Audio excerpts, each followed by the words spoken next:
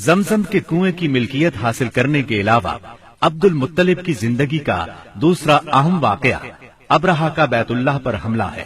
تاریخ میں اس کو واقعہ فیل کے نام سے یاد کیا جاتا ہے۔ ابرہہ ایک عیسائی سردار تھا۔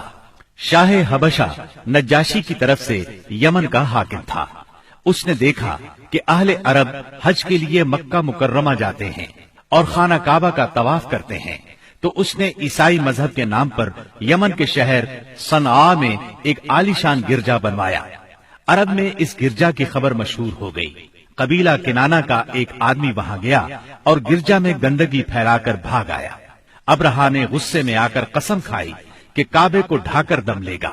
چنانچہ وہ ایک لشکر جرار لے کر مکہ مکرمہ کی طرف روانہ ہوا۔ راستے میں عرب کے جس قبیلے نے بھی مزاحمت کی، ابرہہ نے اسے تہہ تیغ کر ڈالا، یہاں تک کہ وہ مکہ معظمہ کے قریب پہنچ گیا۔ وہاں کے لوگوں کو اپنے ارادے سے خبردار کرنے کے لیے اس نے اہل مکہ کے جانور پکڑ لیے۔ ان جانوروں میں عبد المطلب کے 200 اونٹ بھی تھے۔ عبد المطلب کو ابرہہ کی چڑھائی کی خبر ملی تو وہ خانہ کعبہ کی دیواروں سے لپٹ گئے اور رو پڑے، اللہ سے اپنے گھر کی حفاظت کی دعا کی۔ قریش کے چند سرداروں کو لے کر ابرہہ سے ملنے کے لیے گئے اور اس سے اپنے اونٹوں کی واپسی کا مطالبہ کیا۔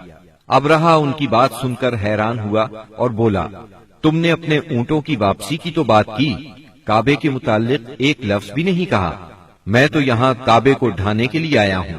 عبد المطلب نے جواب دیا، اونٹ میری ملکیت ہیں، اس لیے ان کی رہائی کے لیے چلا آیا۔ کعبے کا مالک اللہ ہے جو اپنے گھر کو بچانے کی پوری طاقت رکھتا ہے۔ ابرہہ نے ان اونٹوں کی واپسی کا حکم دے دیا۔ یہ اپنے اونٹ لے کر مکہ معظمہ واپس آ گئے۔ 60-70 ہزار کا لشکر تھا اور اس میں 9 یا 13 ہاتھی تھے۔ اس لشکر نے آخر مکے پر چڑھائی کی۔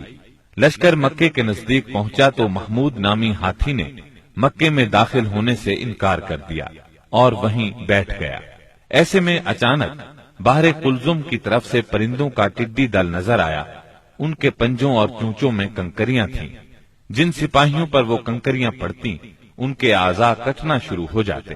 ان کنکریوں کے گرنے سے ابرہہ کی فوج اور ہاتھیوں کا جو حشر ہوا وہ بلا شبہ تاریخ عالم کا ایک نہایت حیرت ناک باب ہے۔ خود ابرہہ مشکل سے گرتا پڑتا صنعاء تک پہنچا اور نہایت دردناک عذاب میں گرفتار ہو کر یمن میں مرا۔ عربوں کے ہاں اس سال کو عام الفیل کہتے ہیں۔